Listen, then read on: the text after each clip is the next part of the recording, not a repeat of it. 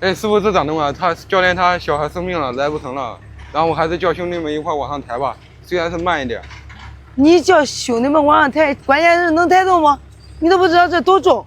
能不能尝试一下用手？你别尝试了，能用啊就解决了，不用手。那几个下也学一下，都站旁边啊。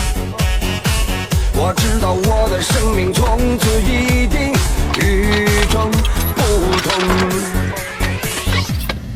迎着风。